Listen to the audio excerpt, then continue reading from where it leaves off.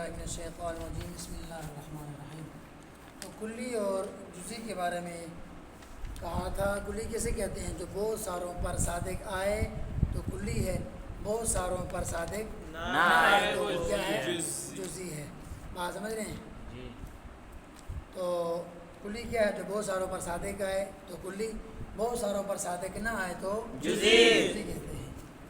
میں ایک مثال دوں گا، جواب آپ نے دینا ہے۔ آقا نامدار جان دو عالم علیہ الصلوۃ والسلام کا جو علم ہے یہ جزئی ہے یا کلی ہے؟ آقا علیہ السلام کا علم جزئی ہے یا کلی؟ کلی۔ آقا علیہ السلام کا حضرت اشرف العلماء اشرف سیالوی صاحب جی۔ ان سے کسی دیوبندی نے پوچھا کہ آقا علیہ السلام کا علم جزئی ہے یا کلی ہے؟ محفل ختم ہوتی ہے نا تو مقرر صاحب، عالم خطیب صاحب تقریر کر کے ختم ہوتے ہیں تو بعض علماء ہوتے ہیں، ان کا طریقہ ہوتا ہے، سوال و جوابات کی ایک نشست ہوتی ہے۔ بہرحال سیالوی صاحب بھی اس طرح، ان کا طریق بھی یہی تھا، بڑے مناظر پائے کے عالم تھے، ان کو وقت کا امام کہا جائے تو بے جا نہ ہوگا، وقت کے امام تھے۔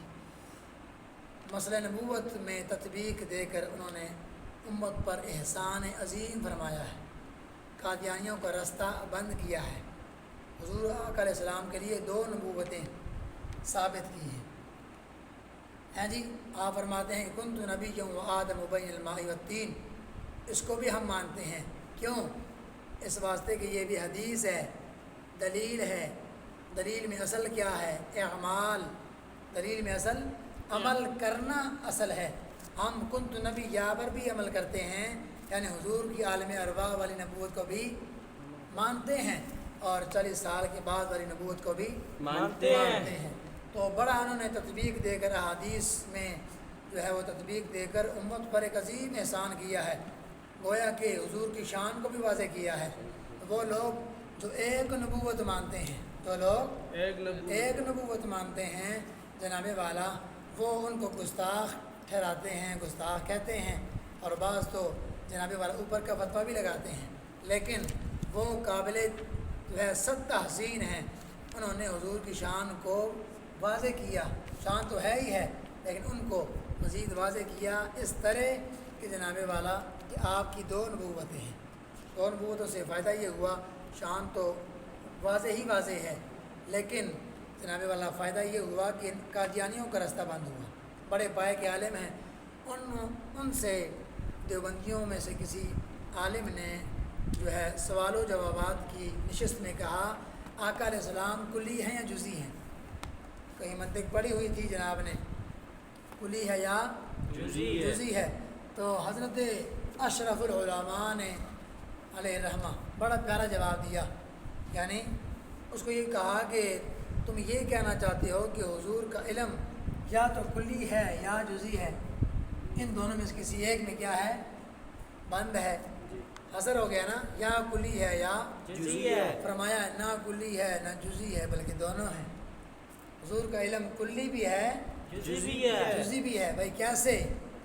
اس بات میں سب کا اتفاق ہے کہ حضور کا علم تمامی مخلوق سے بڑھ کے ہے، تمامی مخلوق، انبیاء بھی ہیں اس میں اور دیگر مخلوق بھی، ان سب کا علم ایک جانب کر دو، محبوب علیہ السلام کا علم ایک جانب کر دو، محبوب کا علم پھر بھی بڑھ کے ہے۔ تو مخلوق کے علم کے مقابلے میں حضور کے علم کو دیکھو تو کلی ہے یا جزئی ہے؟ کلی ہے۔ زیادہ ہوا نا؟ کیا ہوا پھر؟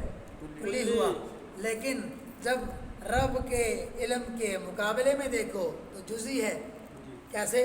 اعلیٰ حضرت اللہ اور محبوب علیہ السلام کے علم کا جناب والا موازنہ کرتے ہوئے، تقابل کرتے ہوئے فرماتے ہیں کہ آقا علیہ السلام کا جو علم ہے یہ رب کے علم کے نزدیک اس طرح ہے، اس طرح بھی جناب والا اس کو محبوب کے علم کو اللہ کے علم کے نزدیک وہ نسبت بھی حاصل نہیں جو سمندر کے قطرے کو سمندر کے ساتھ نسبت ہے۔ یہ ہے توحید۔ توحید یہ نہیں مر کے مٹی ہو گئے، اللہ کے نزدیک نعوذ باللہ چور چمار اور چوڑے جیسی بھی کوئی حیثیت نہیں، یہ کوئی توحید نہیں ہے۔ یہ توحید نہیں ہے۔ توحید دیکھو امام نے بیان کی، امام نے کہا کہ محبوب کے علم کو اللہ کے علم کے ساتھ وہ نسبت بھی حاصل نہیں جو سمندر کے قطرے کو سمندر کے ساتھ ہے۔ سمجھ میں آ گئی نا؟ تو اس واسطے کہ وہ سمندر ہی کا قطرہ ہے۔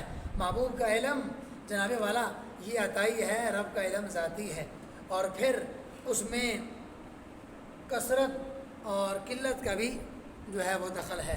بہرحال محبوب علیہ السلام کا علم کلی بھی ہے، جزئی بھی ہے۔ اگر یہ دیکھو کہ مخلوق کے علم کے مقابلے میں محبوب کا علم ہے تو وہاں محبوب کا علم کیا ہوگا؟ کلی، اور رب کے علم کے مقابلے دیکھو تو وہاں جزئی ہوگا۔ تو یہ کہنا کہ محبوب کا علم کلی ہے یا جزئی ہے، یہ سوال درست ہی نہیں ہے، بلکہ محبوب کا علم کلی بھی ہے، جزئی بھی ہے۔ چلو جی۔